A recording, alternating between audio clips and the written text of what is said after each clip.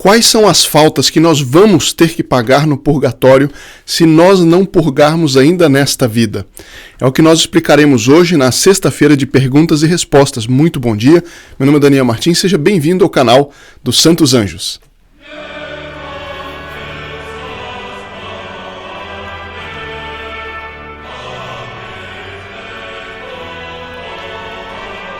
Na sexta-feira passada eu fiquei devendo a seguinte pergunta, o do senhor Vinícius Mota: nosso tempo no purgatório é equivalente à consequência dos nossos pecados no mundo?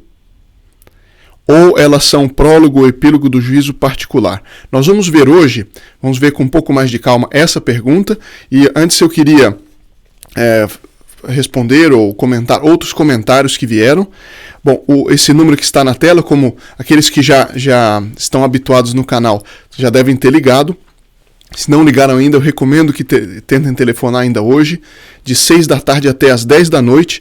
Essa é uma campanha que nossos voluntários criaram, eles que deram a ideia, nem fui eu que dei a ideia, não é, do adesivo, eles que projetaram tudo. O adesivo já está bento por um sacerdote e o objetivo é que ele, como um sacramental, ou seja, é bento por um sacerdote, e ele simboliza a proteção e atrai a proteção de São Miguel Arcanjo para nossas famílias nesses dias tão conturbados, né?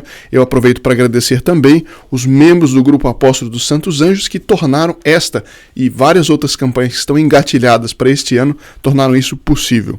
Eu vou então para os comentários, vou deixar um pouquinho aqui na tela quem quiser anotar, quem quiser já ligar. Se for 6, 7 da noite, aí talvez esteja mais congestionado, tenta ligar mais para tarde, tem uma pessoa lá atendendo até as 10 da noite. E se quiserem colocar também as intenções para a missa, dá para fazer por telefone, aí não precisa esperar, basta ir no menu que tem lá para colocar as intenções da missa, que ficam gravadas para a missa da sexta-feira. Ou seja, hoje já foi celebrada uma Santa Missa, mas já fica a sua intenção para a missa que vem. Bom, eu tenho aqui vários comentários interessantes. Uma dizendo assim, sobre o vídeo que fizemos sobre o terço, né? São Padre Pio chamava o terço "Cadê minha arma?" Desculpe. É isso mesmo, o terço é uma arma espiritual, evidentemente, e já foi criado por Nossa Senhora como uma arma. Lembre-se que Nossa Senhora deu o terço para São Domingos de Gusmão quando esse estava em plena batalha contra a heresia dos albigenses, que era uma heresia terrível, que estava ali sobretudo no sul da França, e que estava se espalhando. E Nossa Senhora deu isso para expulsar os demônios que estavam possuindo muitas pessoas, e publicamente o terço expulsava os demônios, e só depois do terço que São Domingos conseguiu conquistar esse terreno para Deus Nosso Senhor, nas almas que estavam se perdendo para a heresia albigense. O senhor Fabrício faz um comentário bem interessante, diz o seguinte: Salve Maria. Como praticar a tradição católica de forma autêntica?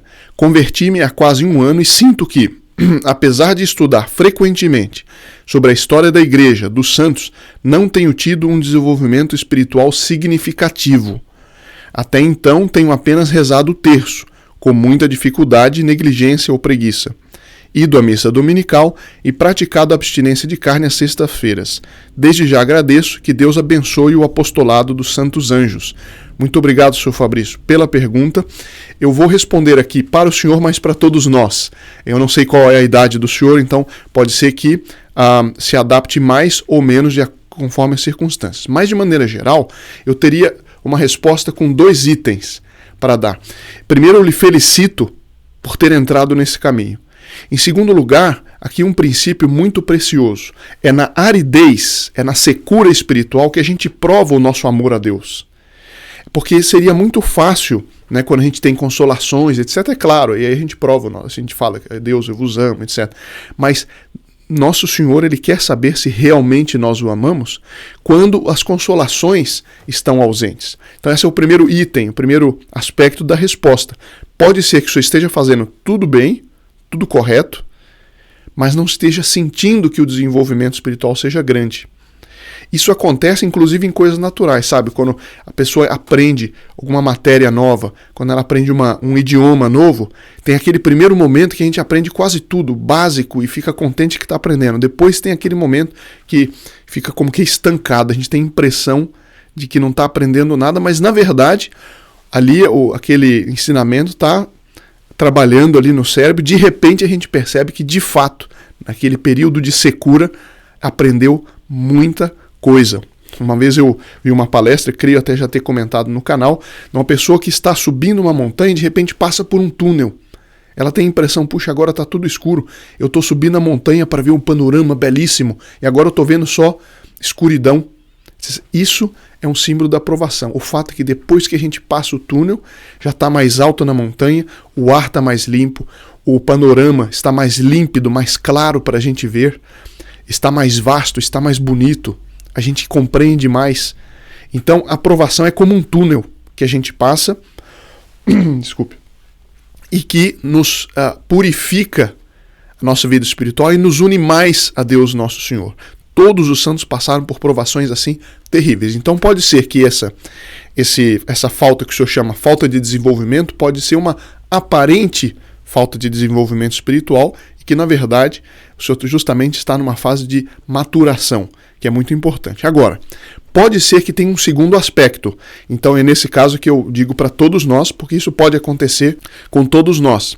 E que é o seguinte, é que muitas vezes a gente tem práticas de devoção corretas, a gente vai à missa, a gente até está em estado de graça, mas a gente percebe que de fato falta alguma coisa. Quando isso acontece, pode ser tanto aridez, quanto pode ser que a gente tem uma espécie de válvula de escape da graça. Alguma coisa que a gente está fazendo, algum hábito que a gente ainda tem e que retrai as graças ou impede que a gente corresponda melhor. Então um exemplo muito comum entre jovens que até tentam praticar religião, mas estão viciados em videogame, por exemplo. O videogame, então a pessoa passa 4 horas ou mais em videogame. O que acontece? É um tempo precioso que Deus o deu para estudar, seja coisas da religião, seja outras coisas. Então, ficando, no caso de senhoras, às vezes isso se dá ficando muito, olhando demais coisas de vaidade, essas revistas femininas de moda. Será que eu estou muito preocupado com isso? Será que eu estou apegado a algum defeito? Às vezes que parece às vezes secundário, mas pode ser um defeito grande. Será que eu estou com preguiça de realmente pôr em prática aquilo que eu devo? No caso do rosário, o senhor menciona aqui uma negligência ao rezar o terço, ou preguiça. Primeira coisa é o seguinte, é melhor rezar do que não rezar. Ainda que seja seco, sem prestar atenção, é melhor rezar. Agora, uma coisa aqui, um conselho prático que eu dou, e que a mim me ajuda, é quando a gente tem um rosário meditado. É de São Luís Grião de Montfort, ele tem até 2. Eu tenho até um aqui no meu bolso que eu levo comigo, justamente porque, dependendo do dia, a gente reza tão mecanicamente. É um folhetinho que eu tenho, que eu fiz aqui, e que a gente imprime. Para cada Ave Maria tem uma frase para a gente meditar. Isso ajuda a prestar mais atenção no terço. Eu recomendo aqueles que quiserem, eu creio que tem na internet, é fácil de achar. Mas vamos em frente. Eu tenho aqui vários relatos de graças recebidas através deste apostolado. Veja aqui, Dona Heloísa diz o seguinte: eu queria lhe agradecer, porque depois que conheci esse canal, minha vida realmente mudou. Muito obrigado e Deus abençoe a todos do canal dos Santos Anjos. Eu digo isso aqui porque por gratidão àqueles que tornam isso possível. Porque só ficar falando aqui, eu não conseguiria fazer o apostolado todo que está por detrás dos vídeos, né? Os sacramentais que são distribuídos. Aliás, aproveito para colocar quem ainda não ligou para pedir gratuitamente seu adesivo de São Miguel.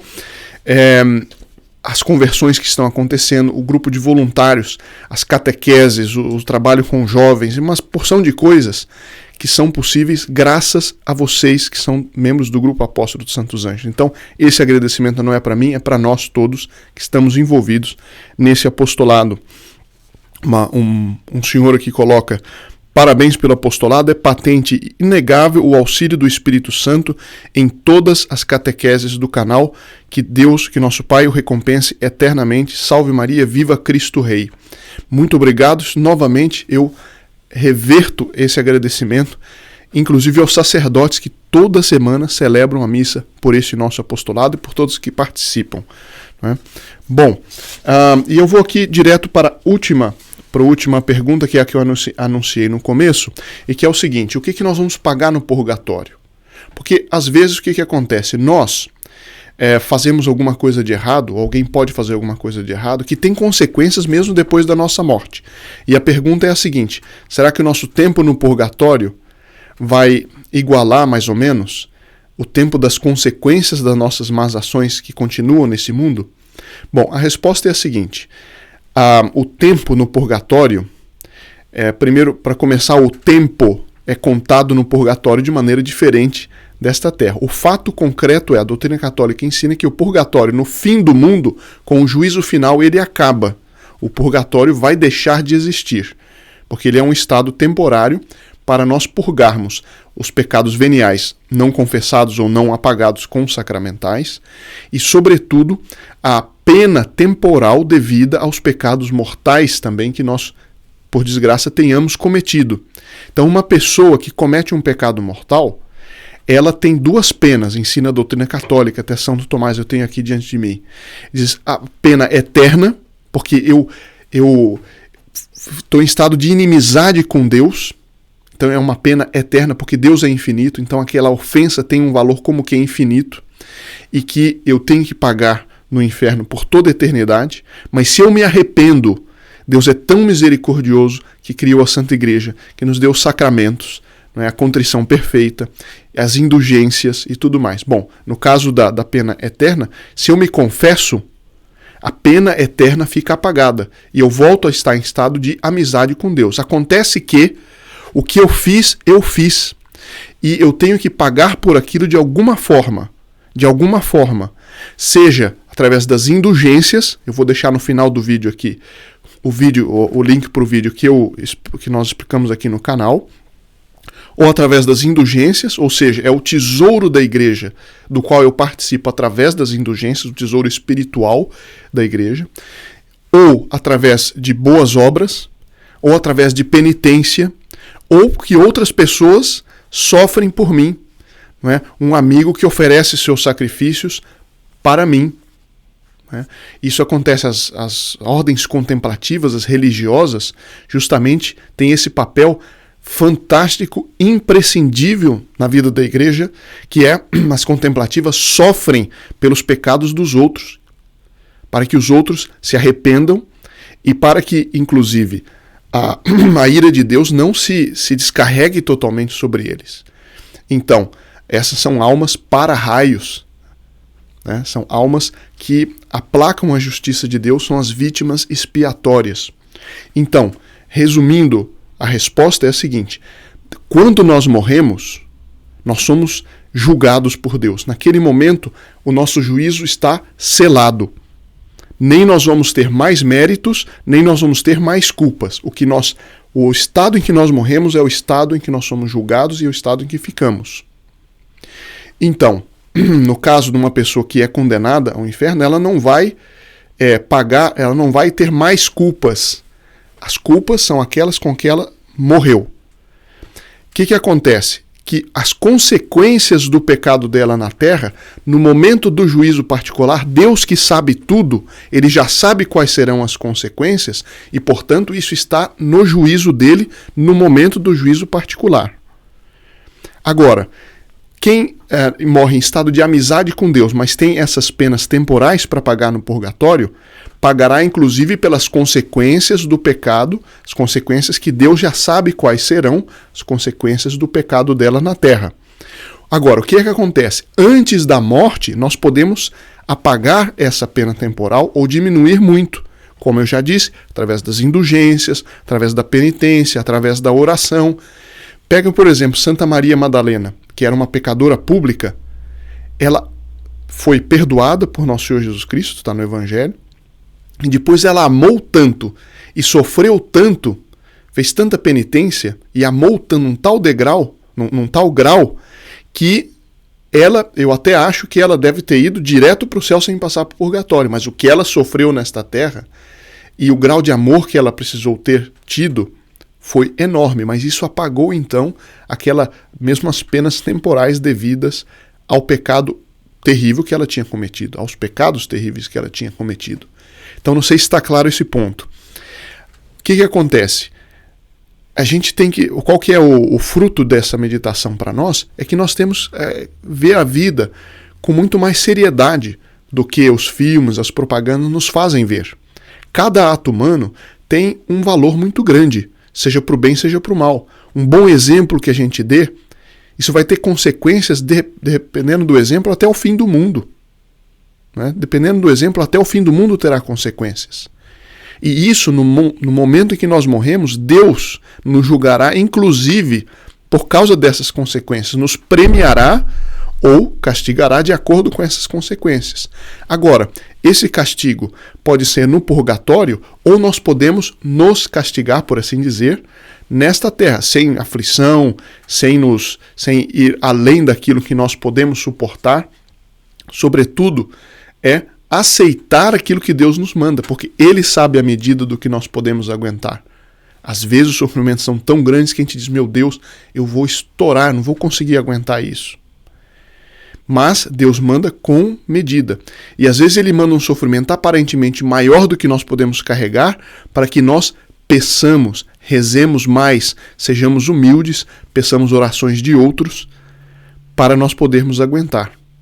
E com isso ganhar mais méritos. Mas compensa nós sofrermos nesta terra muito mais do que depois sofrer no purgatório, porque no purgatório é muito pior e não tem mérito. É muito mais doloroso e não tem mérito.